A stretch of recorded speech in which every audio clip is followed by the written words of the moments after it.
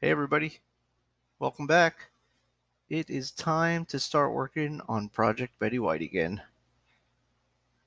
Today, steering column. I've been dreading this for a long time because it's all messed up inside. So first things first, let's start tearing it out. And just as suspected, we start getting into it and it is a hot mess in there. So my son has really taken ownership in this project and I'm going to let him do it. So there's a lot of coaching, but for the most part, he's going to be ripping and tearing, which pretty sweet. So steering wheel, horn, turn signal switches, all to get down to the ignition to figure out if it's the top end of the ignition or down in the column somewhere. And we'll get to it. It's just going to take a lot of ripping and tearing. So the special tools you're going to need for this: steering wheel puller. Now you don't need it. You can do some crazy crap. You could probably even build something. I'll just get it out of the shed.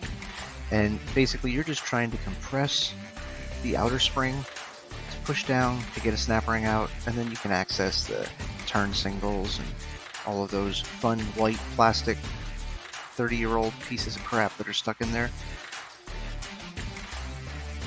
Now, it did take him about 10 minutes to figure out how to turn the wrench one way and the other one the other way to get this thing to work, but it's not hard.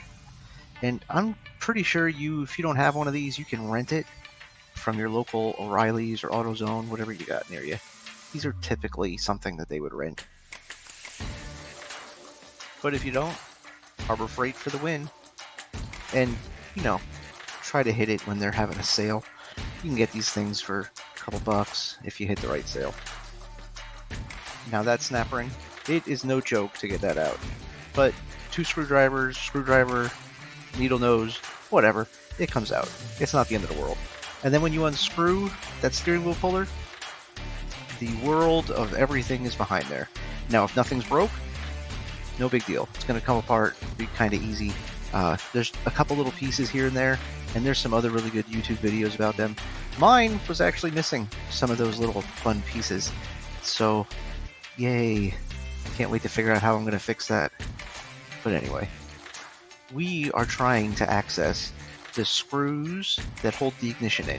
So we got to take all of this stuff apart. Our ignition is so sloppy, you have to hold it just right to get the blower motor and the turn signals to work. And I've about had enough. So today we're fixing it. Just got to figure out if it's on the top end or the bottom end of the column. Now once you get all that turn signal levers and mechanism loose, you have to go and unplug everything on the bottom of the steering wheel, like under the dash, and give those wires a little bit of a push so that you can pull everything up and over. Now you may not have to do that, but we did.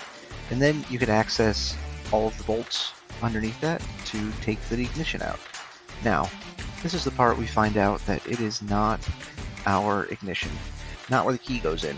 That was nice and tight, and it was actually so wore out, the mechanism at the top right there, that we just had to keep tearing.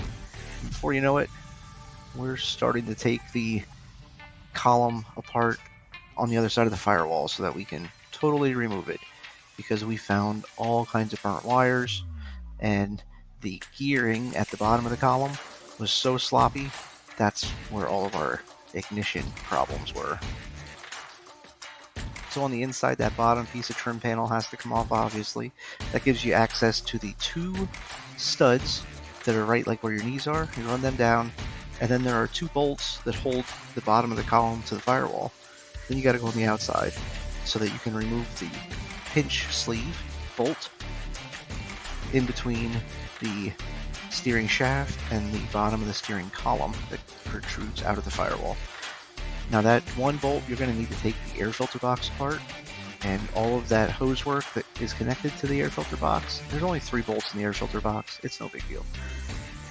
Once that's loose, you can pull the steering column out, and ours came right out the driver's door.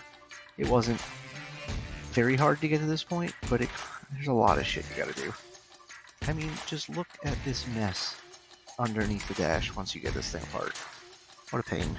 So now, do I go find a junk one somewhere and use that one? Do I rebuild this? Stay tuned to find out. Thanks for watching, everybody. Go anywhere, do anything.